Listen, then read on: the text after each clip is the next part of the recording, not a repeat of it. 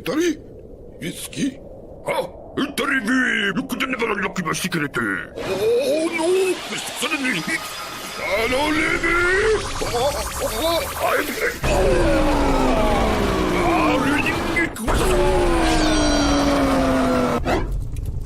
Let's begin. Indeed.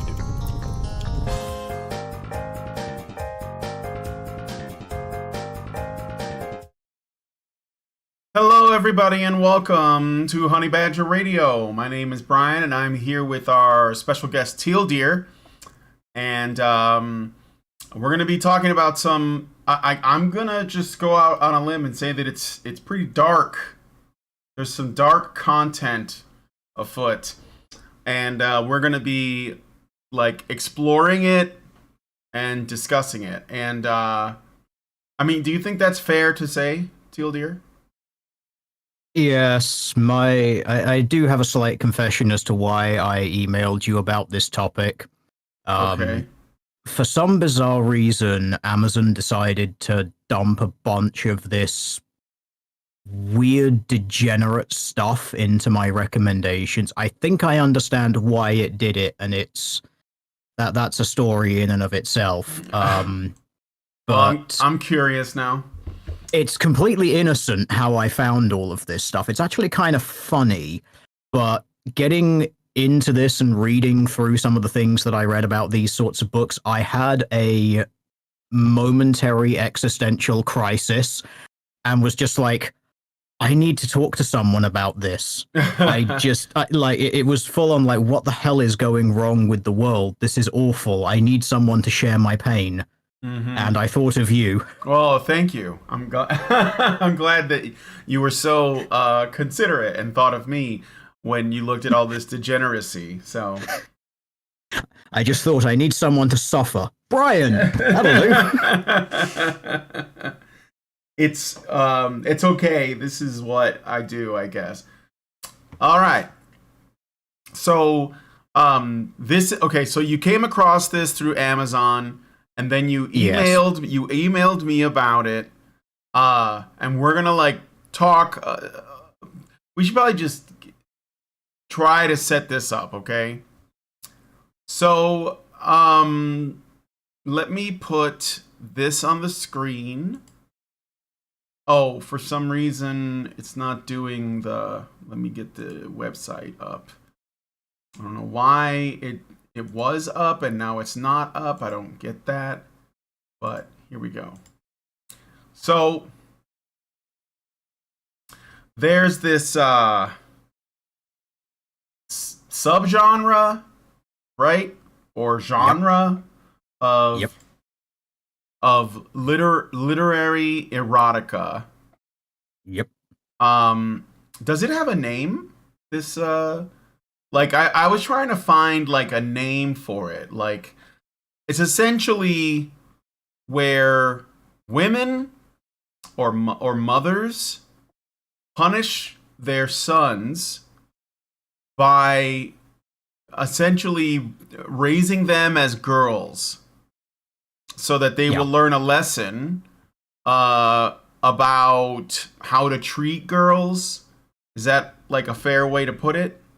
Some of it is, yeah, some of it is like how to treat girls, as in like, oh, they find their son and he's like being a dick to girls, and so they're like, oh, well, I will make you the girl.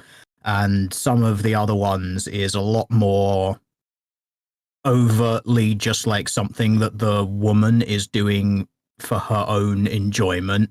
Yeah. Well, I mean, it all seems like the women in these are getting some enjoyment out of it. Yeah, it's just this sort of weird subgenre of like Litrotica. I suppose you could call it like feminization or sissification sort of stuff. Mm-hmm. And part of the rabbit hole that I tumbled down on this was, first of all, actually just like reading some of the sort of introductory paragraphs describing it and having my existential crisis about it. But was also just noticing there are a lot of these, and all their publication dates, pretty much all of them come from like 2019 onwards. all of this coincides with this massive push around the grooming of children that we're seeing. Like there's all of these books which have been found in a lot of American schools, aiming at young children and talking about things that are incredibly sexually explicit that children should not be exposed to. Mm-hmm. We're talking not only things like standard heterosexual sex, but even talking about things like the queer community and non-standard relationships, and some of them even in having like graphic images, even though they're obviously drawn in that sort of child-friendly artistic way of people engaging in sex acts. The most degenerate one that I remember seeing was actually like a so-called queer lesbian couple like sexting each other and talking about like strap-ons and actually showing them filleting it in this book that was like, oh yeah, this is suitable for like 4-year-olds. Yeah, I remember that too. And just all of this stuff ties together with that. It ties together with this increasing rate of transgenderism and transsexualism that we're seeing being pushed on children, which is another whole rabbit hole in itself. And in that, we also have to start talking about things like autogynephilia and how a lot of these so-called trans people actually exhibit what would be called autogynephilic tendencies. There's been some studies done on it which has found something like 60 to 80% of them is basically like, no, this is just autogynephilia. You're not actually this thing. Like, yeah. It's basically just this thing that they've picked up from more than likely too much pornography consumption. And then there's also the fact that this ties into, like, you look at the audience for this sort of thing, and it seems more like it's actually aimed at women than at men. I was like, thinking there's probably some interest in men who are into this particular fetish sort of thing, but when you look into like Litrotica consumption, it is overwhelmingly female. And that also ties into you've probably noticed this as well. When you see all of these like trans children and non-binary children, they're all being celebrated in the media and whatnot, almost all of them seem to either come from like single mother homes or like lesbian parent homes and things like that. And it's just like, it seems to just be women who are overrepresented as the parents of children who have this stuff done to them. And the number of times you look at them and you're just like, I'm sorry, this is the vegan cat scenario. We all know who's making the decision here. Yeah. And, you're pointing out something that I've also been really curious about. Of course, it's difficult to confirm because nobody's doing studies on that, or at least not like, to like learn, well, how much of this is natural and how much of this is engineered. And I believe that most of it is engineered. And I think that it's just my suspicion. So I'm just, throwing that out there. And I'm going to say it is a fact that it is engineered. Yeah. And I'm going to base this on the fact that there's very interesting things that you look at, such as the rates of acceptance and rates of expression. Now, the people who rely on saying, oh, well, it's just born that way, and all that stuff. So, okay, so in that case, in a society that is very accepting of all of this, you would expect these trans identities, non-binary, queer identities, whatever it is, to be raising across all parts of the human spectrum. Like, you would expect it to be coming up at all ages, all sexes, all of this stuff. All over the world. Not. Yeah, but it's not. It's only happening in Western nations where this stuff is pushed, and it's basically only happening in young people. Like, you'd think if all of this stuff was constant, all the third world nations would be having the same numbers. You'd think in Western nations, where everyone is exposed to this same level of degenerate nonsense, you would expect older people to also be like, oh, well, I can finally live as my true self, the person that I've always been all of my life. And yet that doesn't happen. It's almost entirely people under the age of 30. A lot of them under the age of 20. There was some poll that was done on this on Gen Z, and it was something absurd, like 40 or 50% of them now consider themselves to be like non-cis or whatever they would call it. Yeah, it was 40%. Which is insane. Yeah. I mean, I think the Zoomers, they're the ones that are doing this. It's like I don't know if they understand the severity of what they're saying, or at least what they believe they're committing to. I mean, they're destroying themselves, with these surgeries and stuff, and people have to be sure, like that is what they really want, but before they do this. But going back to this, because here's why I thought this really grabbed my eye or my attention, is in the example, and there's plenty of others, it seems like, first of all, this is something that is meant to titillate the reader, who apparently is a woman who might be a woman with her own kids, and that she has like a fantasy where she feminizes her son or sons. And I think that it's like a power trip on the one hand, but I do wonder if there isn't like misandry as a big part of this as well, because it's like, I can't handle boys. They're so naughty and all of that, right? And I got to do something about it. And yeah, how many of these people who read this stuff? Because I'm sure that there are people who read it just for entertainment or whatever. I don't know. But how many people read this stuff and then it becomes like a thing they want to play out? Because and this is the reason why, like I said, I wanted to talk about it, because I have also noticed that I know that people right now are talking about how, they seem to be focused on girls who want to transition, and they're saying it's like a growing problem. But I would like to see the data on that, because I'm noticing that it's a lot of boys, and it started with boys, I think, or on some level, because like I think that because it's boys, if you basically put them in a dress, you make them act like girls, like those drag queen kids, right? Like the Desmond is Amazing and Lactatia and like God knows how many others. I think that those kids are a product of what their mothers have done, and then because they want approval from their mother, right? They'll say whatever like she says they should say. So when somebody asks them, how do you feel about being a drag queen kid? The kid has an answer because his mother already gave it to him. So I think that there is something about that. There might be a link here. So those are just my thoughts.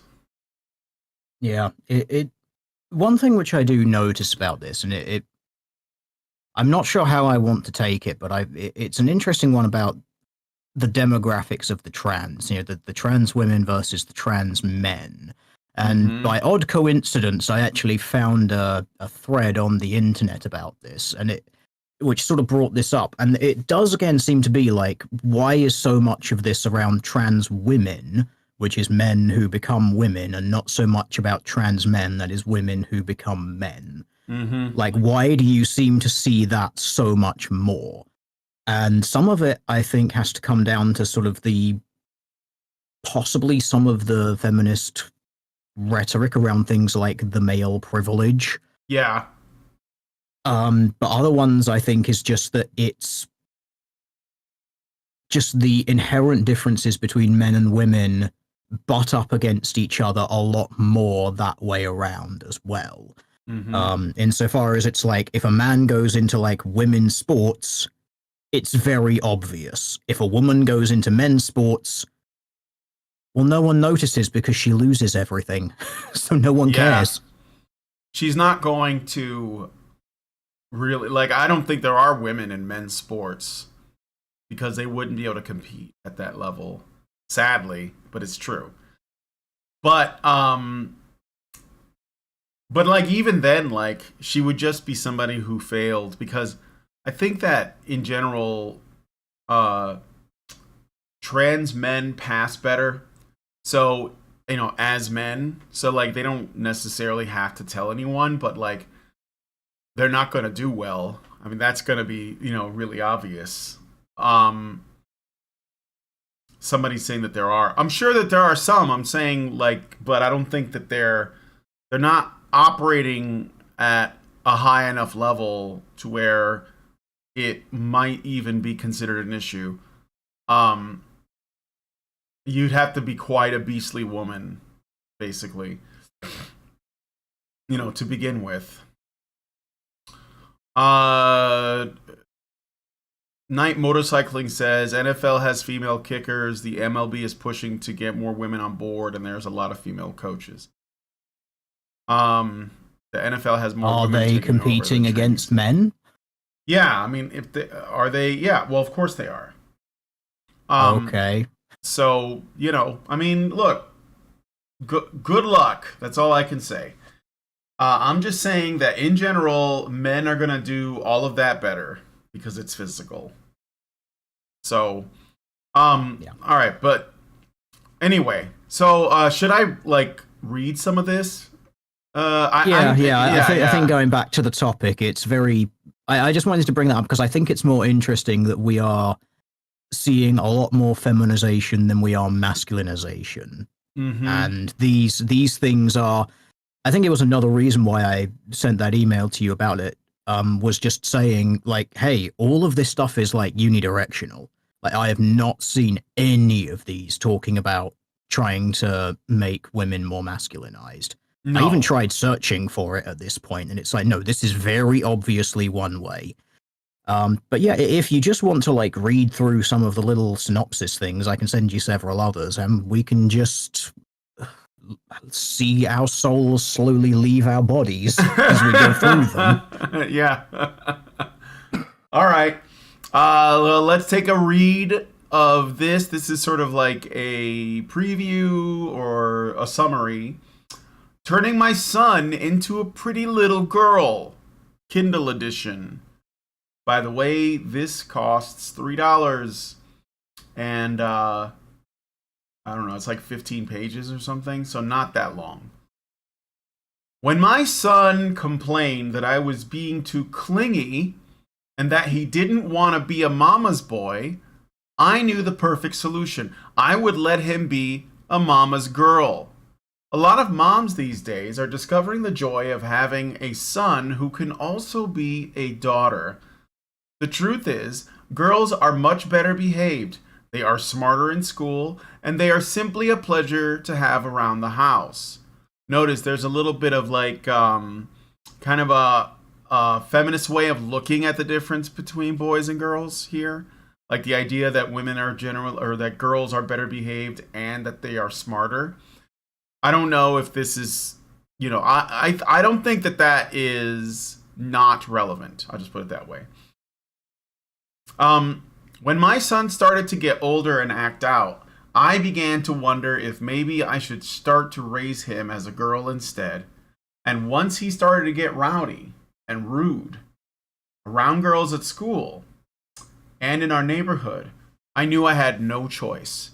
If he thought it was okay to make fun of innocent little girls in their ballet outfits, I decided that he should see what it's like to wear one himself. You could expect. Okay, so he behaved. So he behaved like a boy. He was doing physical activity, going and doing all of these things, and being a little bit more boisterous and things like that. And rather than saying, "Okay, well, we'll get an outlet for that energy for you. We'll have some physical games. We'll have like some rough and tumble play or something like that," which boys tend to enjoy, they respond very positively to, and it's an important part of their overall development. No, instead, we're just going to start turning you into a girl because we can't be bothered to deal with that way of raising a child because it's too much effort. And then the other thing, you notice the order of events here. It's, well, I've just decided that I'm going to start doing this. And he rebelled. He started saying, ew, girls, no, I don't want that. So I doubled down on that shit. Yeah. You're a fantastic parent.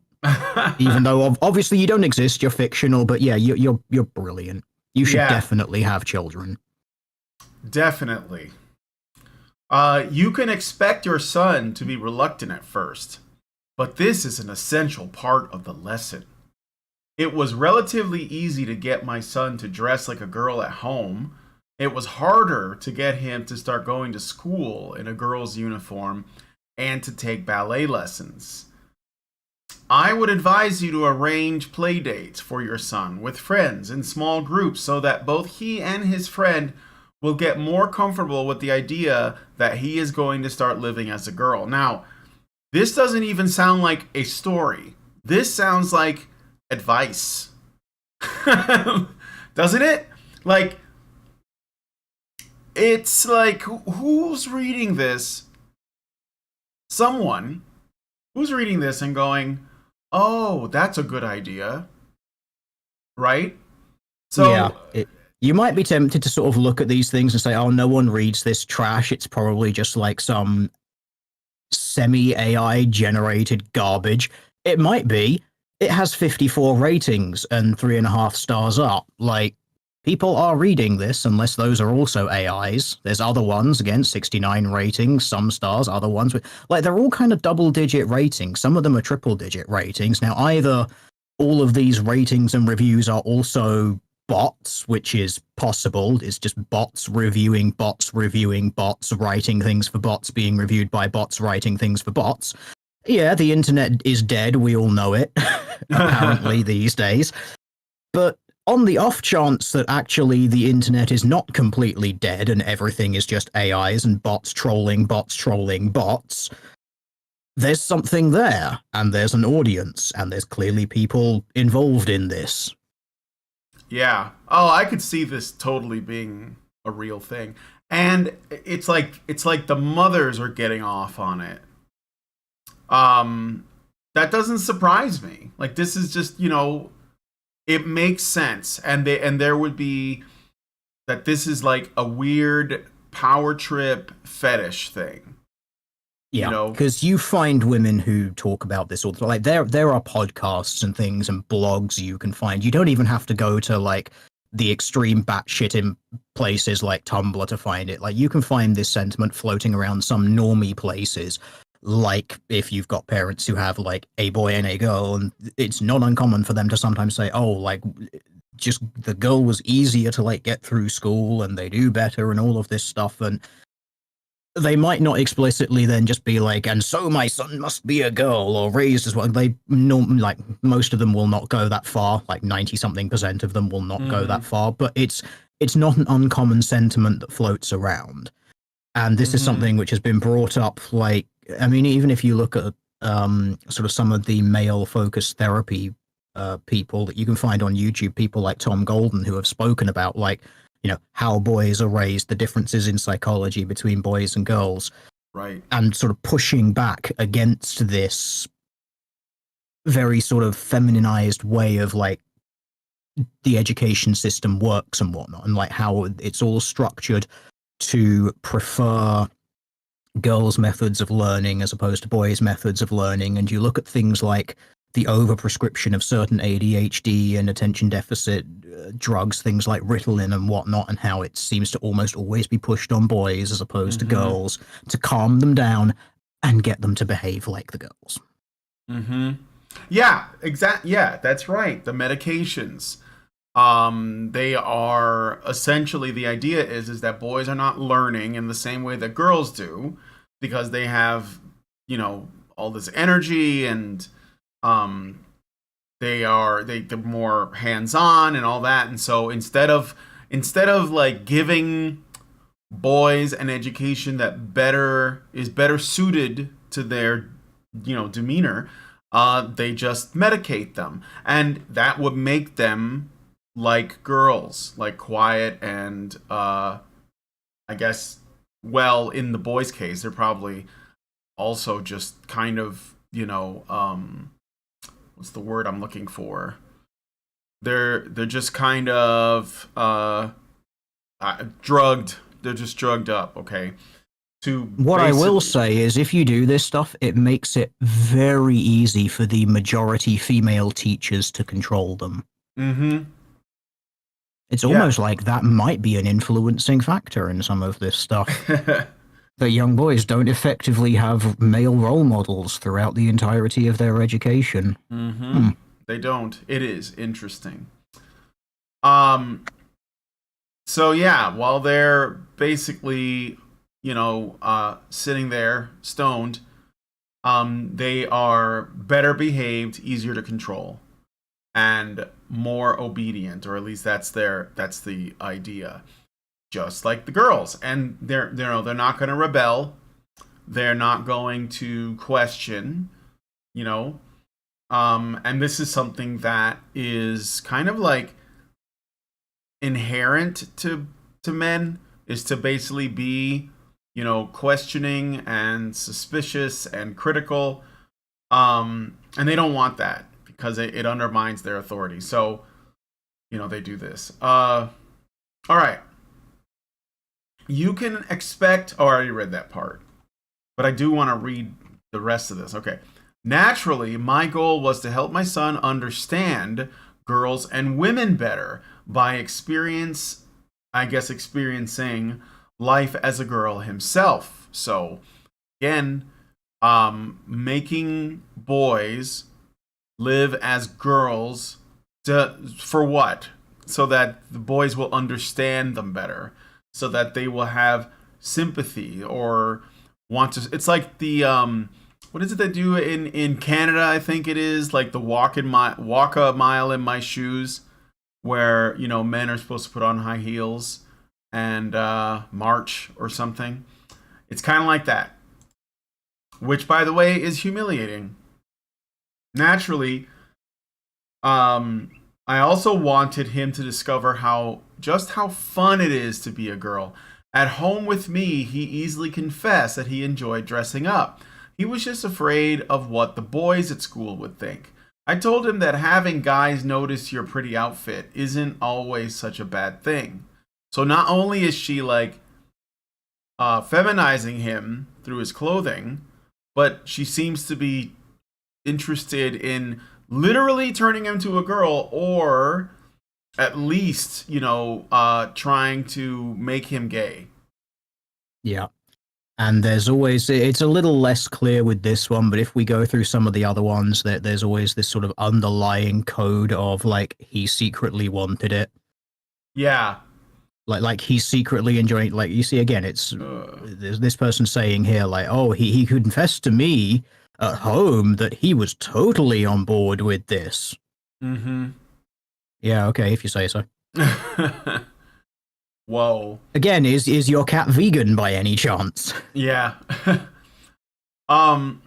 He was just afraid of what the boys at school... I told him that having guys notice your pretty outfit isn't always such a bad thing. Of course, I was hoping that my son would readily embrace his new identity as a girl.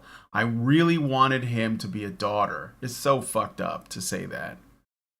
I mean, I know this isn't a real person, but like, if you have a son and you're basically saying, I wish I had a daughter, I mean, that's just like a terrible thing to say. Yeah. Sometimes I just wish that you were a completely different person from what you are to suit my expectations and desires. Yeah, exactly. I don't love you unconditionally as a parent should. No. Sometimes boys need to be put in their place in order to learn the rules. It wasn't always easy, but I am delighted to say that my son has never acted more feminine than he is now. And that's basically the holy crap. And again, I know that's a good thing. Yeah. What he's doing now. Yeah. It's almost like this thing is also kind of that little that meme about media reporting is like, well, he wasn't really, which is the it's not happening phase, and then, well, he started doing it and he confesses to me. That's the, oh, it's a little bit, and it's not all there, but there's a little bit of it, and it's probably fine. And then we get the he's never been this thing, and it's great, and that's a good thing. Yeah. Memes are real. And oh yeah, so if you look up the criticisms, some of them are fair, like but there's a lot that really aren't against this. Like they do, in fact, like this, right? Let me find one of the negative ones. I think I saw one that was. This story is told... No, that's not it. Good God, I do hope you just made this up. This is a tale of abuse and manipulation of the highest magnitude. Never treat your kids like this. Kind of obvious, right?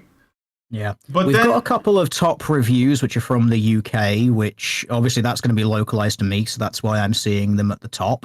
Oh, yeah. But a couple of them are interesting. Like there's one which is just boys will be good boys and they can be horrid to girls, so the mother proposes making or something. This is just... That's the positive one, but the interesting one is one underneath that, which is a 1-star one, which is the trans movement is pushing children down the route of mutilation, sterilization, and a lifetime of medication. We should rejoice in our children, boys and girls. If a parent has issue with their child's sex, that is down to them to change, not the child. Trans industry is worth billions, which is why the agenda is being pushed. Mm-hmm. Indeed. So we're not the only ones looking at this and thinking, there's something going on here. Yeah. Which again leads me to believe that some of these reviews are actually people. I don't think that all of this is AIs and bots trolling bots. Mm-hmm. No, I don't think so either. And it's kind of a niche area. Well, at least it seems to be on Amazon. So, what's another book? Maybe you can drop a link for me or something. Oh, let me check. I do have a super chat, so let me read that really quick. Senior Sticks gives us $2 and says Canada needs a day called Walk a Day in His Jock. Well, I wouldn't hold my breath on that one. But thank you for the super chat, Senior Sticks. And then I forgot to see if there's any super chows. There are. Amasang gives us $5 and says, seriously, Teal Deer, how long are you going to nurse that drink? Also, does the enter nickname option even work? Since it seems it's referring to me by my website name rather than Amasang. Well, I see it saying Amasang, so I don't know if there's an issue with that.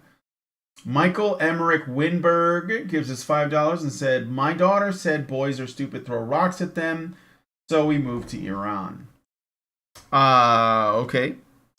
So I'm just going to go ahead and type done here. And thank you guys for the super chats and everything. So, yeah. So anyway, as I was saying, Tilder, do you have any other story examples? Yeah. I mean, I can show you one of the ones which is basically entirely abuse. Yeah. Live show chat, I'm guessing, if I paste this into... yeah, if you paste it in the chat for... Yeah, whoa. Yeah, links along. That's okay. I have to accept cookies. And we will continue. Okay. 10 reasons your son would be happier as a girl. Again. And remember, like, these are not... these are not adults, right? I mean, they're talking about doing this to children. So, this is why they're using the word girl. I can only assume. All right. Well, they specifically, in a lot of these, they actually, like, reference school, which basically means you must necessarily be talking, like, 17 and under. Right. As sort of a minimum. But since a lot of them, they're not talking about any sort of pubescent kind of behavior, that would seem to indicate something. And on top of that, I would also just point out things like the cover art of a lot of these books. Like, they're not, like, even though obviously they've got girls on the cover, they're not like post-pubescent girls. They're all prepubescent, which I think gives you an idea of the age range that they're talking about here. Like, I think the implication based on that and just the kinds of schooling that they talk about in a lot of these things, you're expected to think that these are like 12 or under. Which is another reason for my existential dread when I stumbled upon this. Yeah. But it's also quite interesting because this ties into, we can actually take it to the whole trans issue and the trans youth issue, and how when a lot of this stuff gets pushed on children, there's a very high take it back rate. Like some studies have found it was as high as 80%. That's basically just like you get pushed into this pre-puberty, you hit puberty, and then something like 80% of them basically say, oh no, that was just a phase. I was like a really dumb kid, because they suddenly get this hormone rush. And this is why there's this big push for like prepubescent children. Get them on hormone blockers. You can totally, you can just suspend that forever. It's totally reversible. Don't worry, it's fine. And never mind the fact that it's not totally reversible. It's not fine. If you delay your puberty, you're more often than not going to mess up the entire process. Like, but you know, we don't talk about that because that's inconvenient. We don't like biology in this ideology here. Yeah. All right. Well, man, this stuff is really, it's really hard to talk about because it's so infuriating. All right. So 10 reasons your son would be happier as a girl. And this is like legit abuse, or at least that's being written about. Okay. First, you will need to teach your son how to put on tights. I know he will probably be crying the whole time. I'm not a girl. I don't want to wear tights. Honestly, I remember when my own mom taught me how to put on tights for an Easter Mass. I complained the whole time too. I didn't want to wear a frilly dress or put a bow in my hair. And I certainly didn't want to put on those pure white ballet tights my mom had just bought me. I didn't even know how to get them on my legs. But I still remember my mom gave me a big hug and showed me step by step how she put on her own pantyhose. In the end, we were both the most adorable two ladies in church, and everyone complimented me on my youthful beauty. I wanted my son to be able to feel that too. So you're playing dress up with your son, turning him into a girl for your emotional validation. Cool. Yeah. And you're not taking no for an answer. He's being forced to do this. Yep. Their consent does not matter, and I'm sure later on we will find out that he secretly wanted it all along, so it's fine. Because, you know, it was a good rape, or whatever that feminist author termed this sort of stuff. Yeah, exactly. Who was that author? I can't remember. Doesn't matter. I could look it up, but I remember the story. Somebody in the chat probably knows, and they'll tell us. So the line was, if that was a rape, it was a good rape. And we talked about it on the show a number of times. So all right. I go into reading the audio for the, oh yeah, right. Yeah, because that's what I want. All right. It's actually really easy. Take your new tights out of the cellophane wrapper and feel how soft they are. Roll up each leg in your hands, slip the tights on your foot, and carefully slide them up your calves and thighs. What? I always love the feeling of a new pair of pantyhose on my bottom and on my hips because it's like they're giving me a hug. Of course, by this point, my son was weeping in my arms, and I had to pull up his tights for him and help adjust how they fit on his legs. For the rest of the day, we both wore just a t-shirt and tights for him and pantyhose for me instead of pants. It's important to set a good example for your son. I told him that the next day I teach him how to put on his training bra. Oh, fuck. All right. I mean, I have to laugh just because I'm seeing in you the reactions that I had going through this, and there's some catharsis to it. Just seeing the black pill descending on someone else. I am slightly sorry for subjecting you to it, but this is why I needed to share this. Yeah. Oh, Charles says it's Eve Ensler from the Vagina Monologues, which that's like a super famous book. So, thank you, Charles.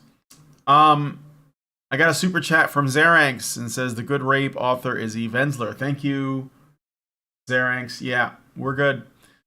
Okay. Where was I? Oh yeah, training bra. Okay.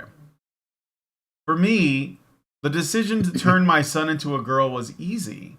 I always wanted a girl, and I knew he would make an adorable little lady.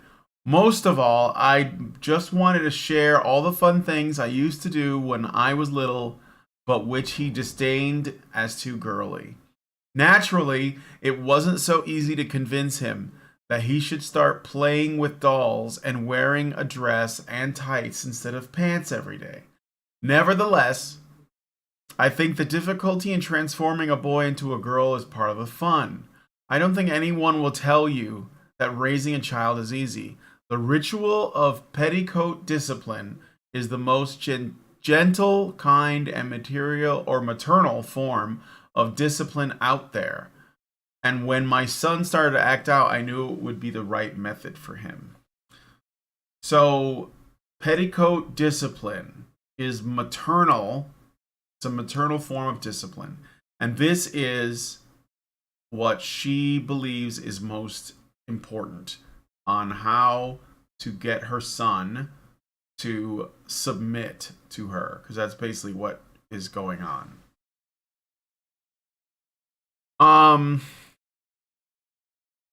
I don't know. Do you have any thoughts on this paragraph? No, I'm just I don't even know if black pill is the correct word. I think it's a void pill at this point. It actively sucks the light in around it. It's not even, you can't even see the pill anymore. It's just like a hole in space. What?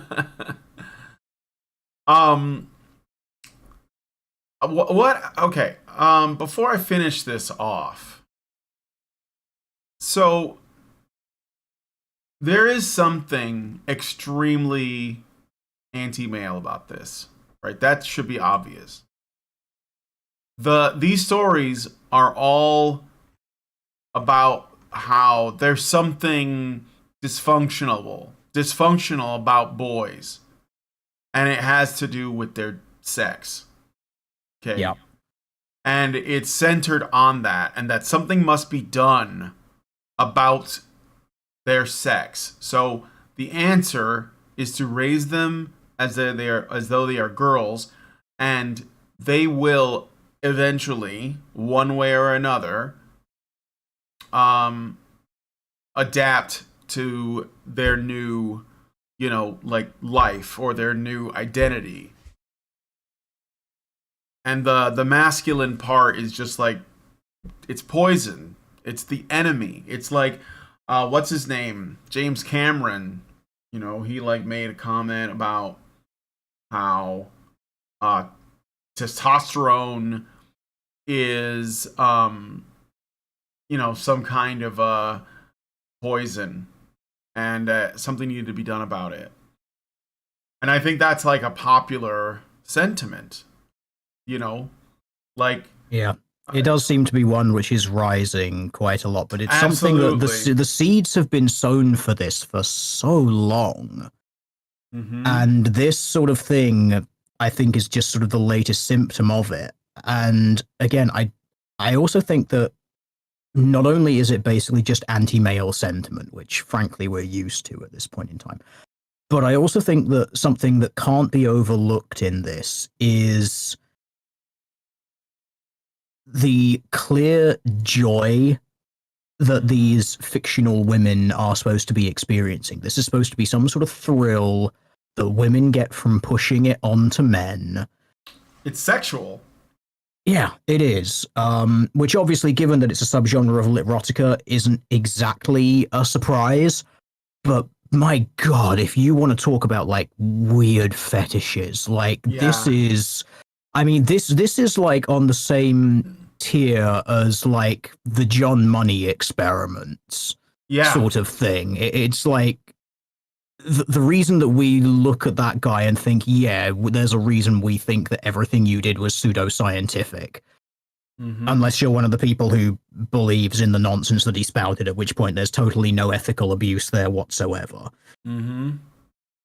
Yeah, and well, the reason why I mentioned that it's sexual is because just to make sure, in case the audience like forgot or didn't know, yeah, these are fetishes. So this is for a kind of sexual gratification, and it's a weird thing to fantasize about, but imagine getting worked up over the idea that you can force your son, your child son, your very underage young son, to live as the opposite sex because you're cross with him or whatever.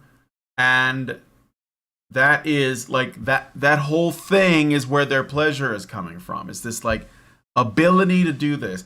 And this is also very important to mention again, because we mentioned it before.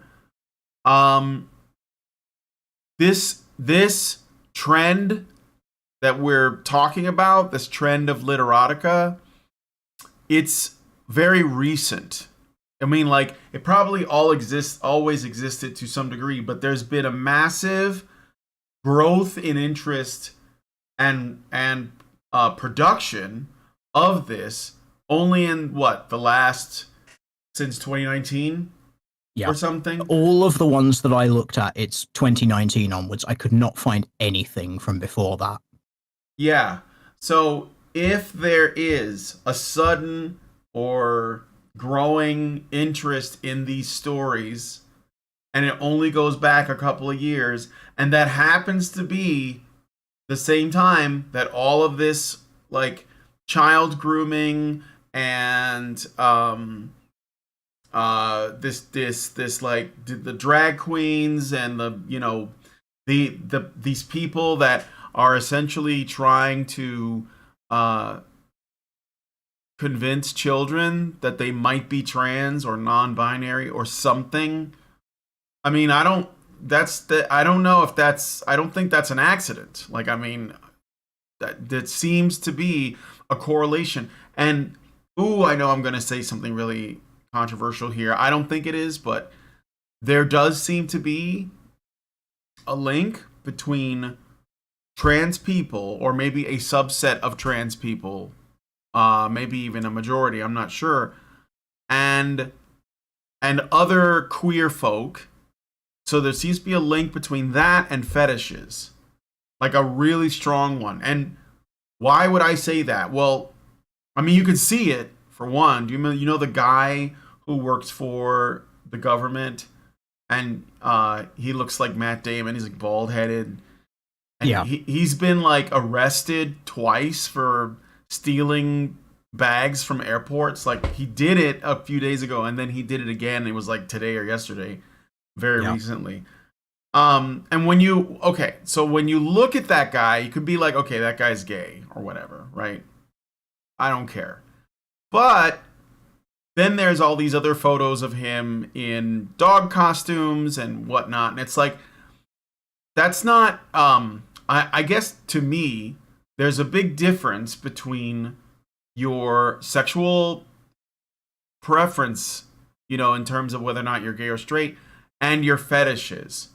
And he puts all of that on display as though it's a part of his sexual identity.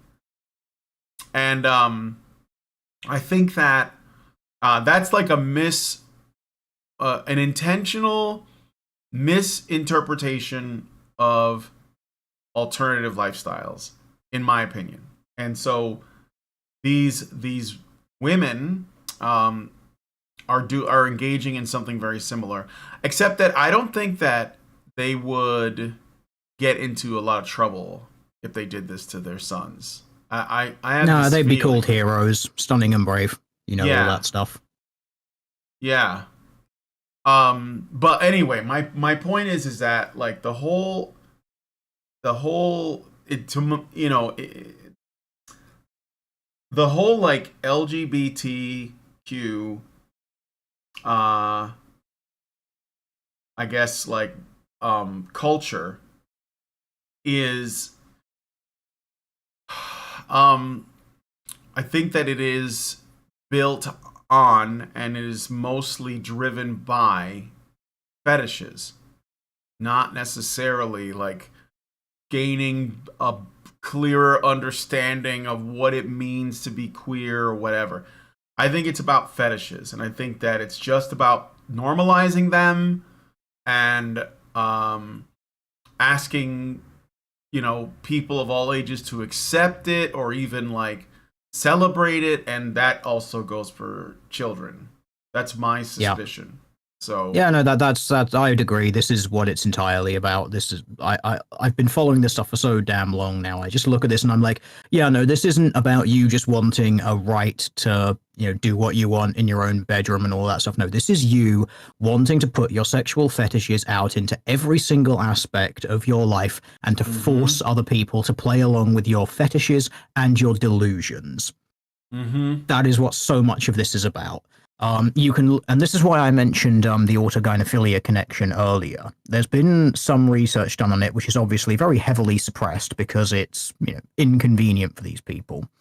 But when you look at traits of autogynephilia, now autogynephilia is the idea that a man will become sexually aroused by the thought of himself as a woman, and you find that a lot of these trans people, the sort of new wave of these trans people where it's becoming very, very popular. A lot of them end up being called trans trenders, which is frankly what most of them are, given the rates that we know of what you would call legitimate forms of, I don't even want to say transgenderism or like the sort of old definition of transsexualism and intersex conditions, which normally expresses itself as a result of forms of hermaphroditism and pseudo-hermaphroditism, and you can normally correlate it to differences in biology or errors, I suppose you could call them, in biology, like where you get people with non-standard chromosomes like triple X chromosomes or double XY or XO and things like this. And you could normally pin it to something like that and say, okay, this is going to cause problems in your sexual development and whatnot, and it may cause things like secondary sex characteristics to go slightly awry. And we can sort of build from there. But this sort of new wave of transtrenderism, which I think is what most of these people are, is coming from people, like I said, I think autogynephilia is a big part of what we're seeing. There were some studies which were done on this, which I cannot remember which authors it was. If I can find them, I will say so. I'll probably remember as soon as the stream is done, because that's normally how it works. But they basically took a load of these transgender people and they were like, okay, we're going to create this inventory for autogynephilic tendencies, and we're going to basically put these people through that inventory. And again, it was a really high percentage. I can't remember if it was 60% or 80%, but it was something like that, who would basically fall under the category of autogynephilia. And what you find when you talk to a lot of these modern waves of trans people, or if they spooge all of this stuff out onto the internet, as they very frequently do, almost all of them admit to this transgenderism starting when they observed pornography and imagined themselves as the woman in the situation. The most famous one of this is obviously ContraPoints, who has made repeated references to this. And you'll know this because obviously ContraPoints, he has a very lengthy history from back in the days when his channel was Nicotine 2, which is something that he's attempted to memory hole very hard. where he basically filmed himself going around being a narcissistic attention seeker, doing literally anything that he could to get people to pay attention to him. He's admitted before that he has mental health problems and that these were medicated with alcohol and illegal drugs. He started talking about his love life, his sex life repeatedly, because again, narcissistic delusion, attention seeking, and attempting to get people to just pay attention to you because, you know, you're so out there and unique and wacky and and all this sort of stuff. Yeah. And then, of course, you start getting the transgenderism, which comes in, which coincides with him suddenly deciding, oh, well, actually, I might be a woman. And all of that coincides with when he talked about how he had sexual ideas from watching pornography where he viewed himself as the woman. And that was sort of one of the major starting points for it. And so, and again, this is where it sort of comes into this stuff is a fetish and it is being pushed out there. So you see, again, a lot of these sort of trans people, and you can see all of this stuff. They're very open about it at their pride parades and at their drag queen story hours and whatnot. And they do all of these things that are, I'm sorry, this is just not a right. Like, you prancing around in a rainbow dildo costume is not you attempting to have a right. You engaging in actual acts of sodomy in the middle of the street is not you having a right. You wanting to use sex toys in the middle of the street and whatnot, that is not you attempting to have a right. Wearing your dog costumes around in the streets, wanting to be in front of families, in front of children, saying, you know, doing all of that stuff, that is not you campaigning to have a right. You setting up an inflatable paddling pool and having strangers come and piss on you in the middle of the street, that is not you campaigning to have a right. That is you forcing your weird, degenerate fetish onto people.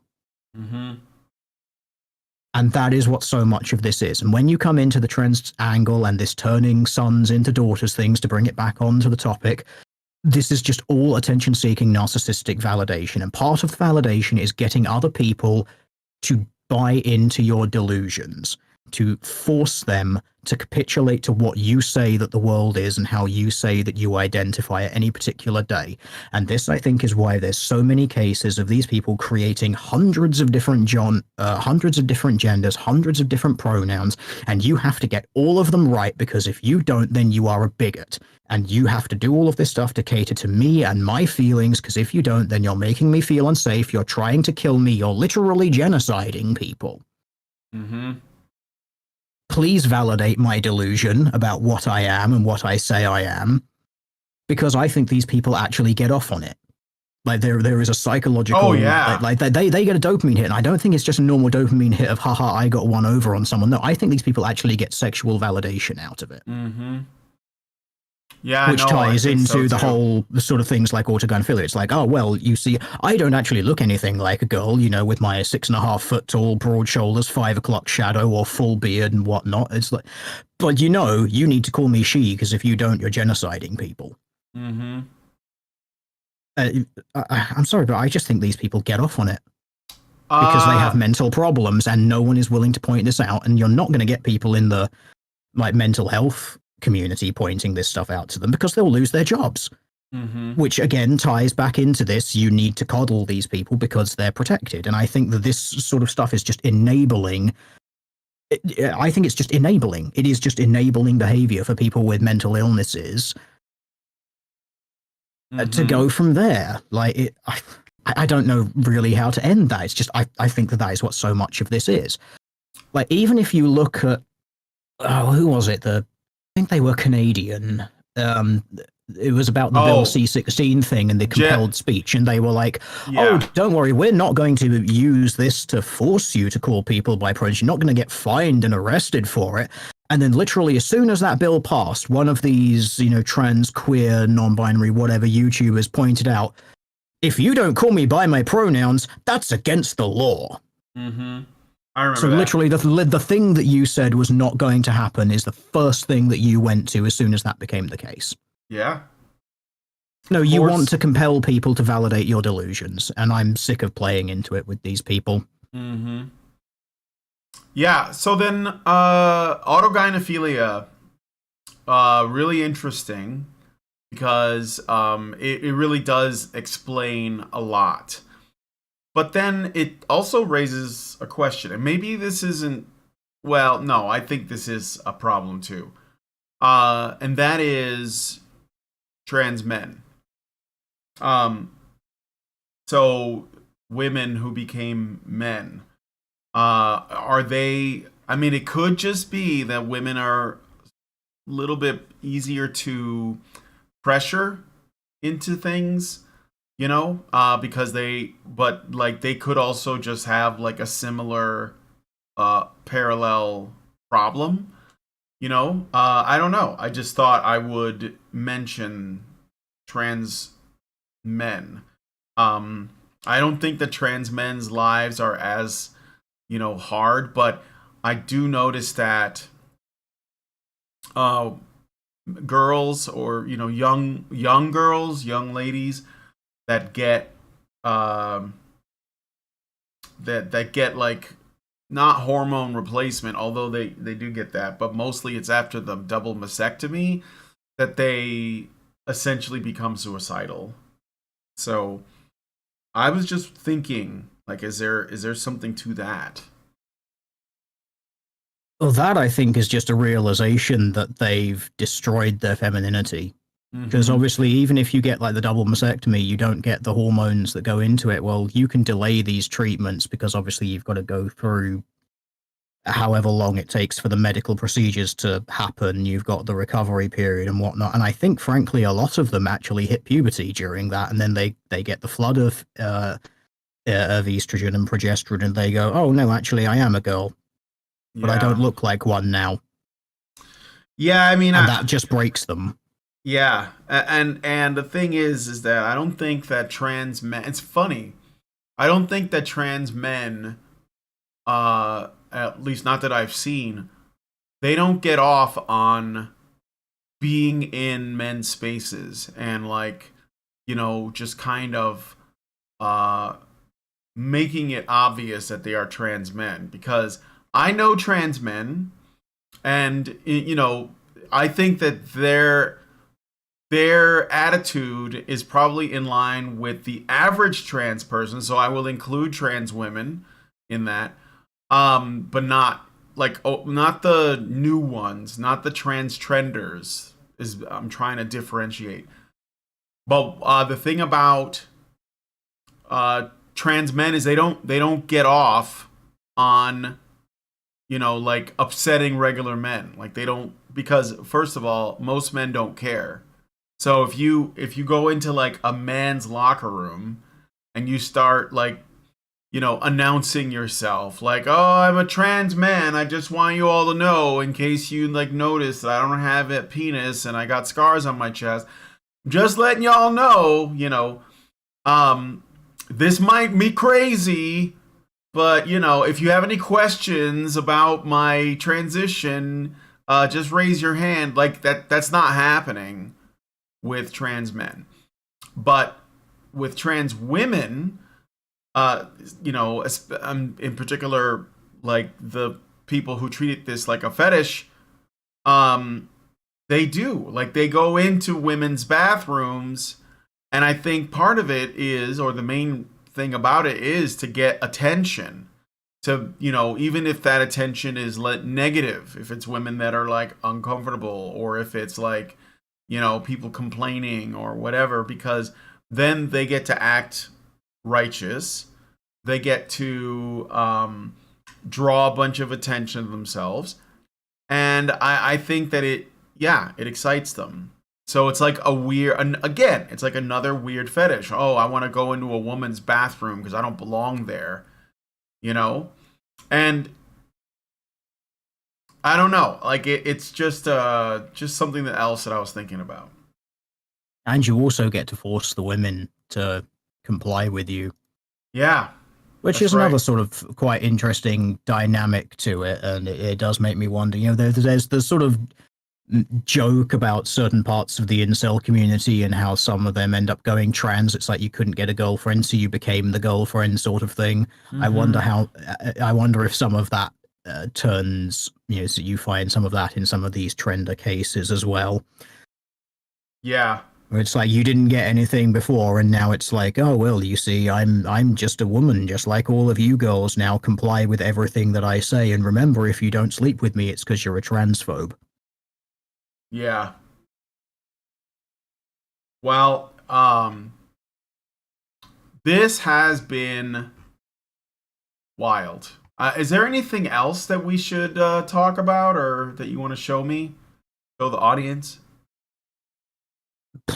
No, I think I've made you suffer as much as I have suffered, which was ultimately my goal here. Yeah. We could read another one of these god awful paragraphs of these Litrotica things and make people's souls leave their bodies a little bit more.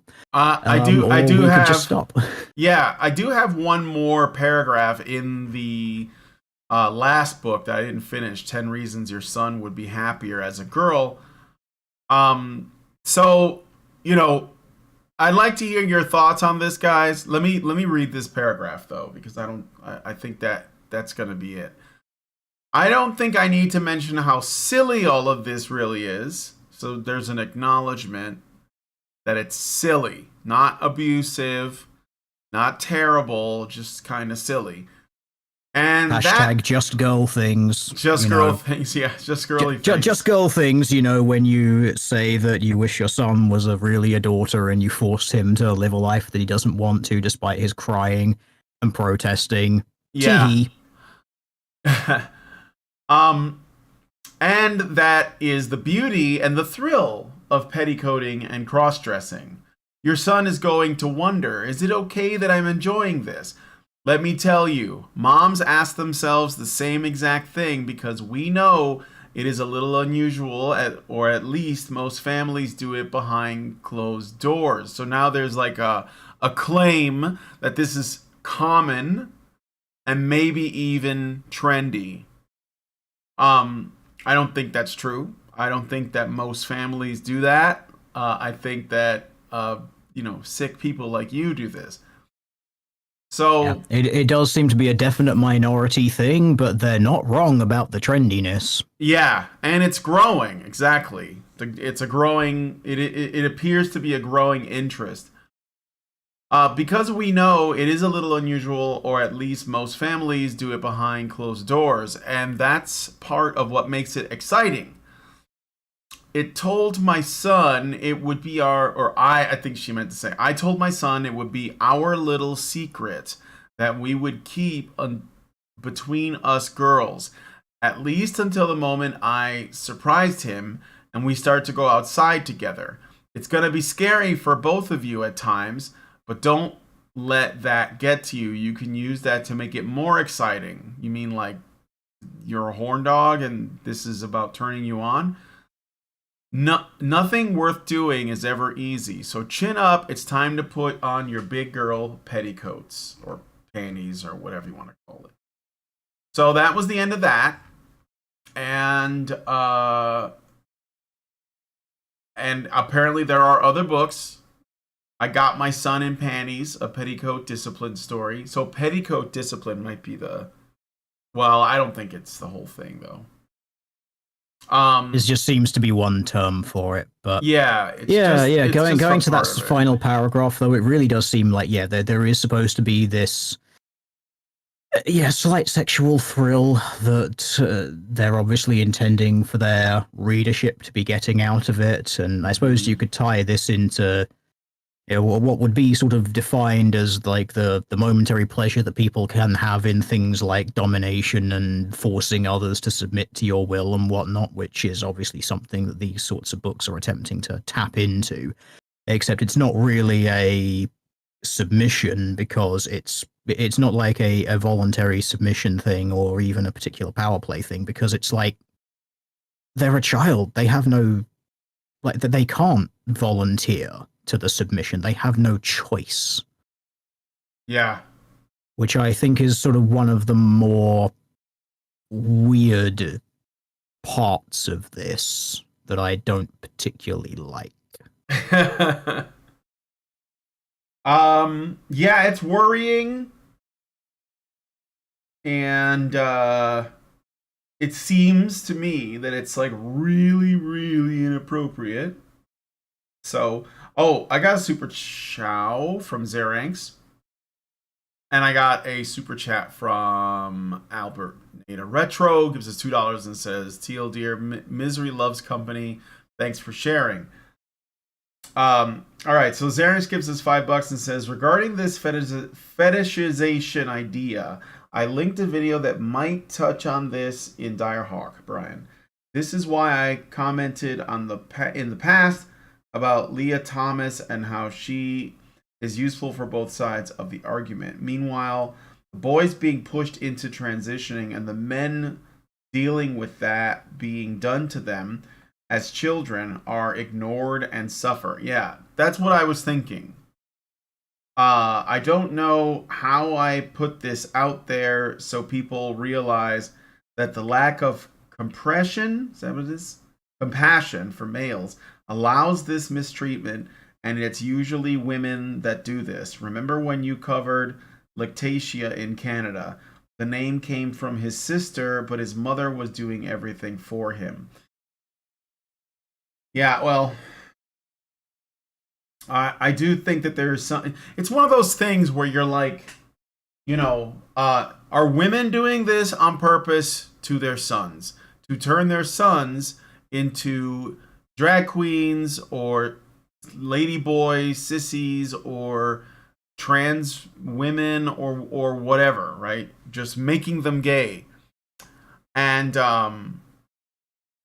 you don't want to just presume that that's what's happening, because it sounds like it's so like damning for women, but I think that it is. Like, I don't know if it, I don't think it's every relationship, but I think that this is happening.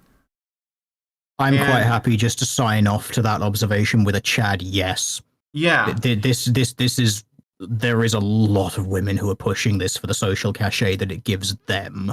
Because, oh, look at me, I'm so progressive and so this and that because my child is this thing and I accept them.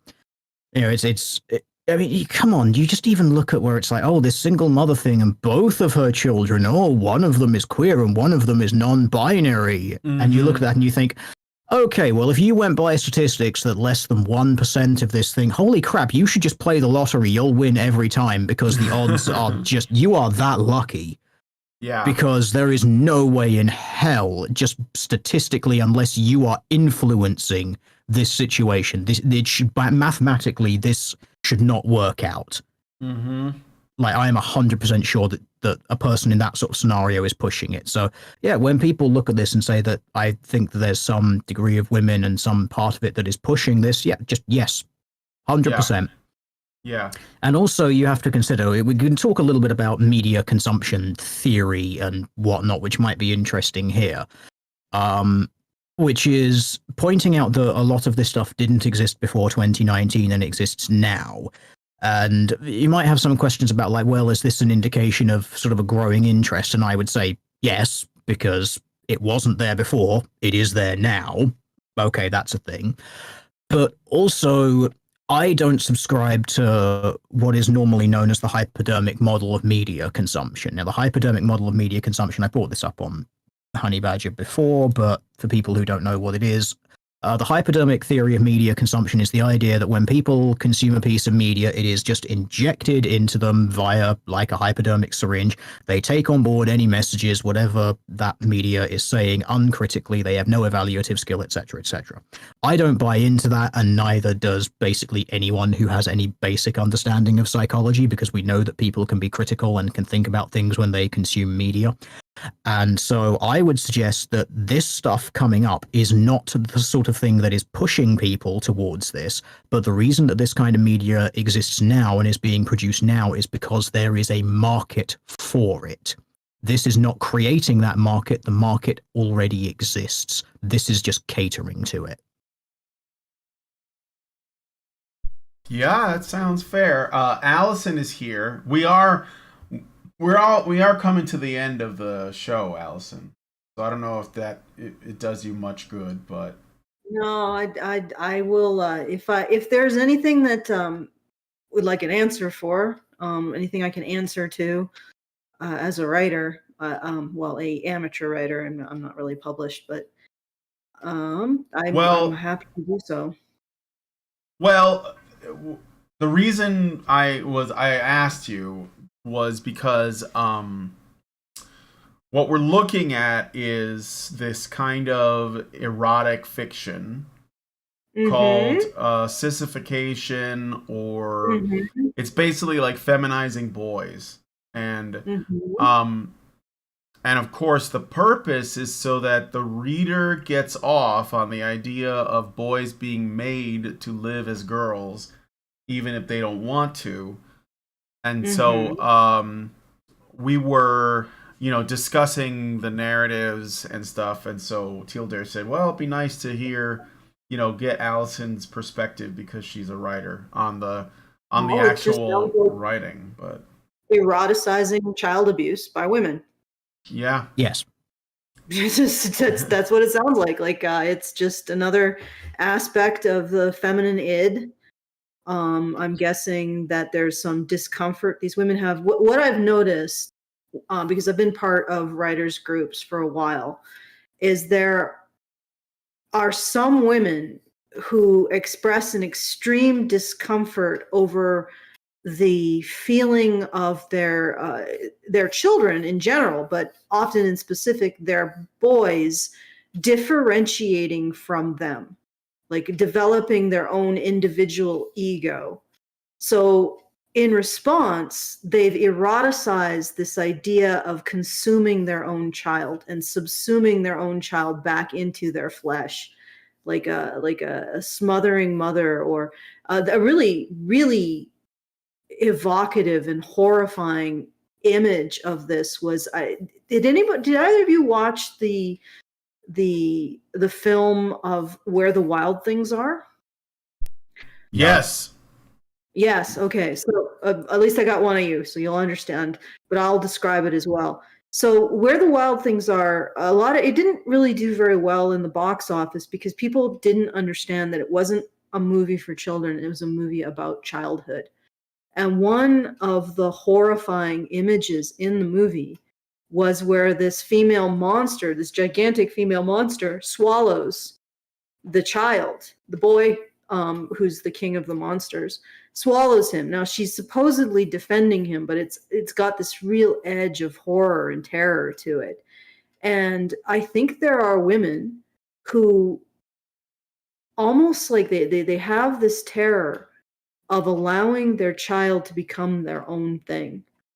And it's like this deep horror at it, to the point where there is a fantasy about swallowing the child back in. So that this whole thing is about these women, these mothers, swallowing their boys back into like the feminine, the smothering. So it's an aspect of the archetype of the smothering mother that cannot handle the idea of a child's independence.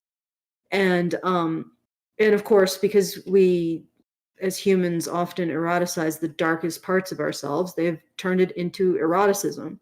So, to put it really blunt, these are women who are eroticizing their sexual abuse of their boys. That's as simple as it is. And of course, Amazon is selling it because it's totally sexual too. It's totally sexual. But Amazon is selling it because we don't call women out for this kind of behavior.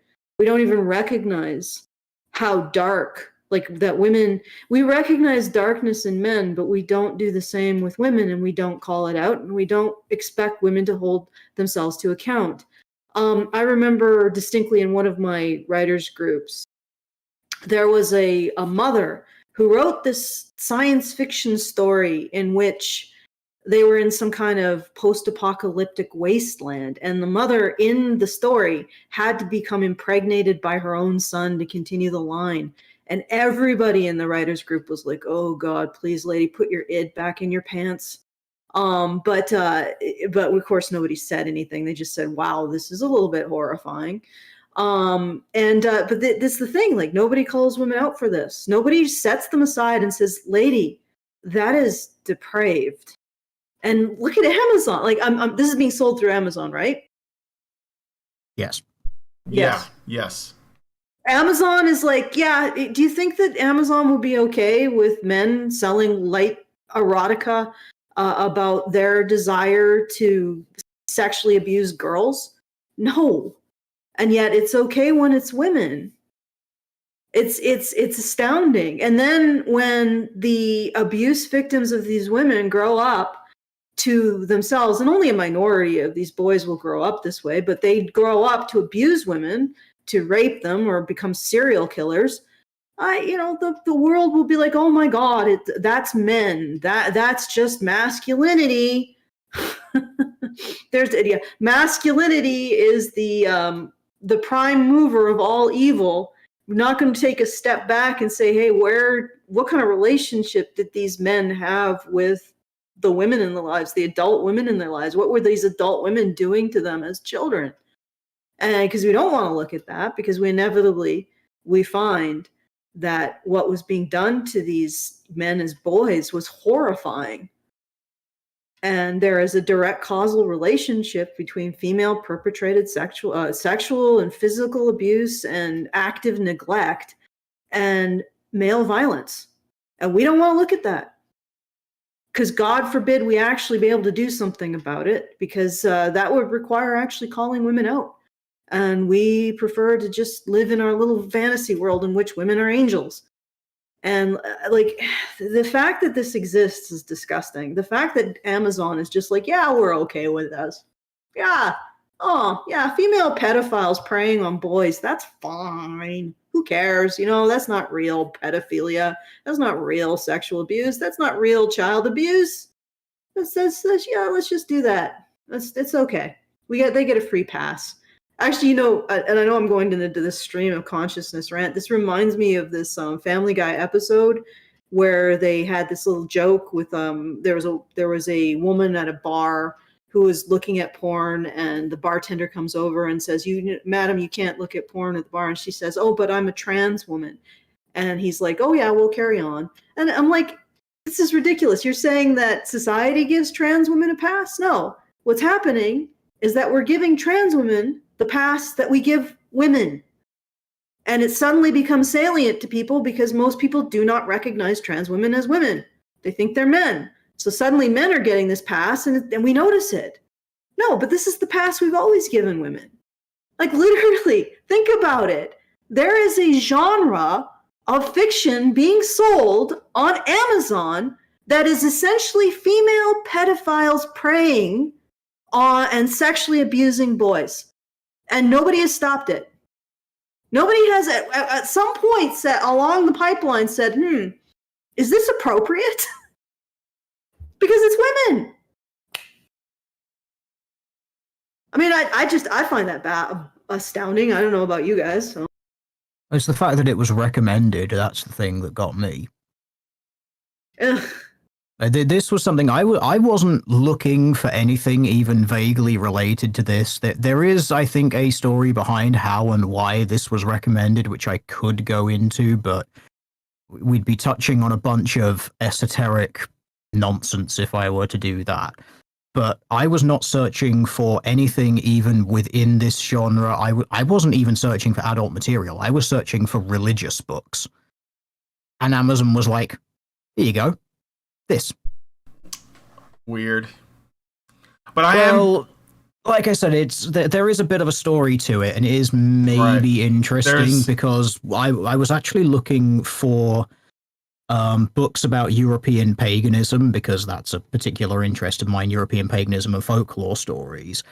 And unfortunately, there's a very strong LGBT current through that kind of stuff. Like you see all those witches against patriarchy kind of nonsense, and almost all of them have absolutely no idea about any of the religious anything behind what they do or any of the spiritual practices. But given that feminism hasn't glommed on to this religious paganism thing, it actually grew out of it, which is a very interesting point of theology that a lot of people don't know.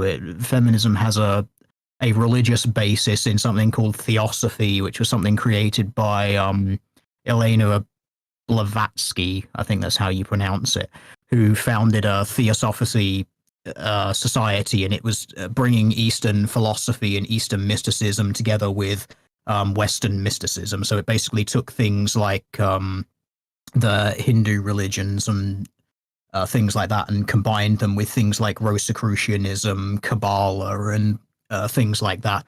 And the suffragettes grabbed onto that. They bought into that religion at the time, because this was back in sort of late 1800s, early 1900s. And the suffragettes were like, oh, this is a religion that was written by a woman. It was created by a woman to, you know, fight against men and all that stuff. And there's books about this, like Radical Spirit, which was written by Anne Browd, something like that, which is basically spiritualism and women's rights. And there's another one, American Feminism and the Birth of New Age Spirituality, I think it's called. I can't remember who wrote that one. And ties all of this stuff in, and this is all what they call her story, and like where that idea comes from. It's all this sort of bizarre feminist spiritual woo about teaching spirituality and using spirituality and religion to undermine the patriarchy and whatnot. You had this cadre of like female mystics and psychics who all were like, we must attain the higher plane, and we're all these vibrational beings of light and all of this stuff, which is something that didn't really exist before this, but this is this bizarre bastardization of Eastern and Western mysticism coming together. And then you get this, there's a really weird book. What was the name of it?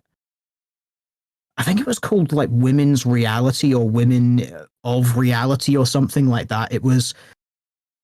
It's a really old book, and it's one that's quite hard to find. And it was about talking about female societies versus the white male society. And it's like two parts. Like the first half of the book is like, this is the white male society, and it describes like society, how it exists and how it functions. And then the second half was the bunch of like female woo about how like, oh, in a female society, we wouldn't need structure because time doesn't exist. It's just a social construct, yo. And women don't understand time like men do because they're spiritual beings. And there's all of these levels of truth to this female divine spiritualism. And if we all just free ourselves from reality by being these vibrational beings with the dualistic system, then we will free ourselves from materialistic concern and ascend to this higher level where we will become as gods, and all of this will be enabled because we became female, we became the feminine divine, we embodied that as opposed to the masculine divine, which just traps everything and holds it down. And it basically just all ended up turning into this narrative of we need to destroy society so that we can all become female and become gods because men just oppress people because materialism or some nonsense. It's completely nuts, and I realize I've totally derailed this stream, but I find that stuff fascinating. I've spent way too much of my life reading into, you know, sort of the Western esoteric side and the paganist beliefs of like pre-Christian Europe, because I find that stuff and all the folklore around it fascinating because it explains so much of like the spiritual tradition of Europe. But that, I think, is why Amazon was like, hey, you're looking at like this pre-Christian Celtic religious thing that has a lot of ties to GLB feminism stuff because of this connection, which like 99% of them don't know about because they haven't actually read any of these things, which is why you get these batshit insane, you know, like we are the witches against the patriarchy and we're hexing Donald Trump and stuff. And it's like, no, you're not. That's not how magic works. That's not the basis of things like the weird and reading fate and things like that. You have no idea what you're doing and what you're talking about. Please stop. But this is because they're using like the bastardized Wicca form of these practices, which was invented in like the 50s, and it's just painful for me to read about. But yeah, that's my derailing section over. But I think that's why this ended up being dumped together in these recommendations. But I still find it interesting that this was something that they were like, Hey, would you like to read something about women sexually abusing boys? As you do, that's exactly what you go on Amazon to do. Jeez, I'm glad. It'd be really interesting if there's some sort of tie together there, where it's if you go back to this theosophy, female empowerment root of religion and spirituality, if that actually did tie together to like why we need to feminize the boys so that we can become the vibrational beings who ascend materialism because men oppress people because atoms exist and stuff.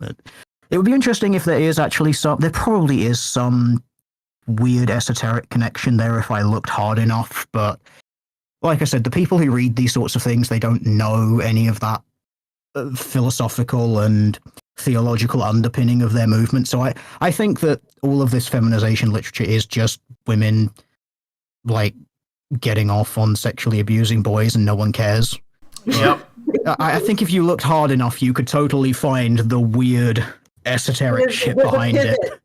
The pivot between the two subject matters is probably some kind of obscure Wiccan how to manifest the goddess in the world by sexually abusing boys and forcing them to be girls.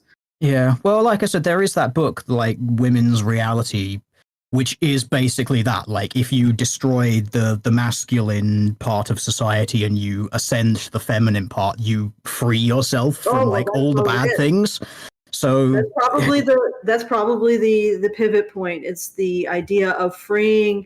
The only way you can free the feminine is by destroying the masculine. Yeah, that was the fundament of that particular book. And like I said, this grew out of the theosophy side. It was nuts, but the thing is, this is why I don't really want to make.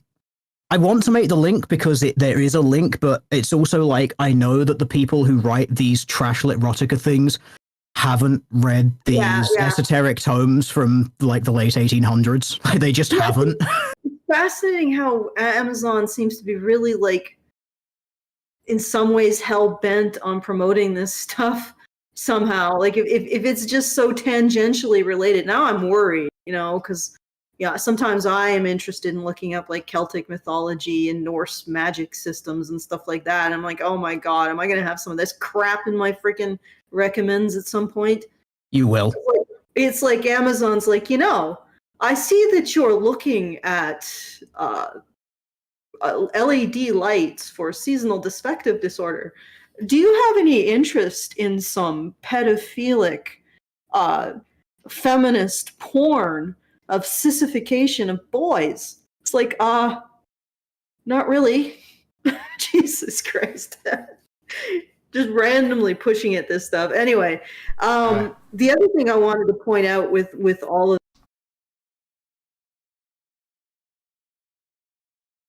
random self-muting. What the heck? Like, why is this a thing? Like the women who are interested in this, who want to destroy masculinity in order to free femininity, how is it that you exist? Like, they didn't think that far.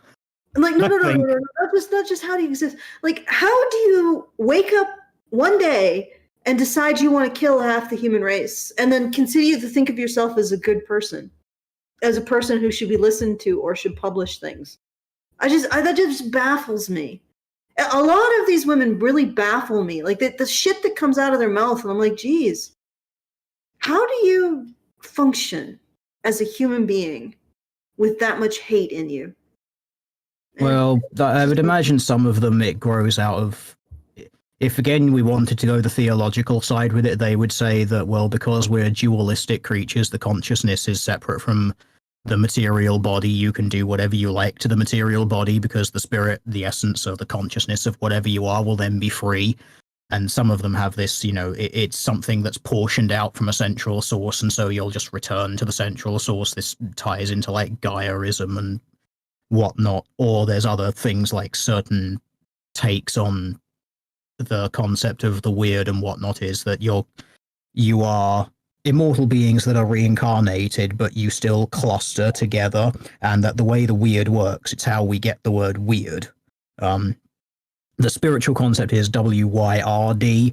That's where we get the concept of weirdness from anyway. And it's basically like your spirit exists, you reincarnate, but people cluster together. And the reason that some of it is called weird is to do with fate and how people's fates will cross no matter what. And so the idea is that if you're reincarnated into a body, the people that you ultimately spend your time around in that life are probably people that you spent your time around in previous lives, because through the mesh that connects everything, the underlying fate of the universe, you will be drawn together and you will find each other again. Okay. And so that from that they'll justify saying, oh well, you can destroy the materialist side of things, you can do whatever you like, because ultimately you're still all going to be drawn together in this metaphysical other space. Yeah. So interesting. Spiritual nihilism. Okay. Well. Oh, wow. Go ahead. You're really overdriving your mic there, Brian. That was a little. Sorry. No, I have nothing further to say. This is a very, very disturbing subject matter. Yeah. Yeah. All right. So I was just going. Oh, I have some super chats, and then I think we're gonna wrap it up because I think we've super chat, guys. We've done plenty with this, and I don't know how long it's gonna take for me to recover, but I'm gonna need the weekend at least. So Xerax gives us $5 and says, most charitable take I can offer: women/mothers don't think that they can connect to their sons unless said sons are more feminine. That is a very charitable way to look at it, Xerax. I don't buy it. I think that maybe if there was a father around, he can protect his children from his mother. And I know that sounds messed up, but I don't know, man. Sometimes I wonder if that's not what's necessary. You know, like that women don't need like something like a control or something to keep them from essentially like killing their kids. And I think that maybe that's what fathers do. All right. Anyway, I don't think I have any other, no other super chats or chows or any of that. So we're going to wrap it up here. Thank you, Tildir, for coming on. I hope that we were able to be entertaining to some degree.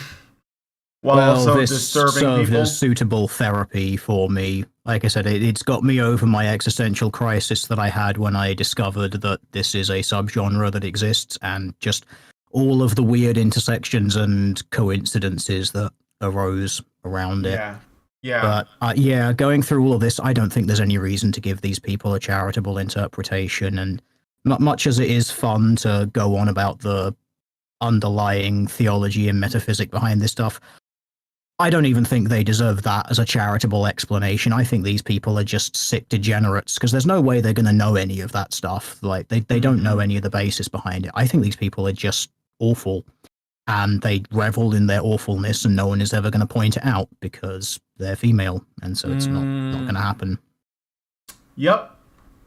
Makes sense. Maybe to me. I'm just too black-pilled to be charitable for a lot of things these days. Yeah, it does seem like the world is. A lot of stuff seems very. What's the right word for it? Don't. It's getting harder and harder to assume good faith in a lot of things. Mm-hmm. And I'll leave it at that. Yeah. A lot of the world's gonna disappear up an asshole. Hopefully, we don't. All right. So thank you, Tildir. Thank you, Allison, for coming on, even if it was just right at the end.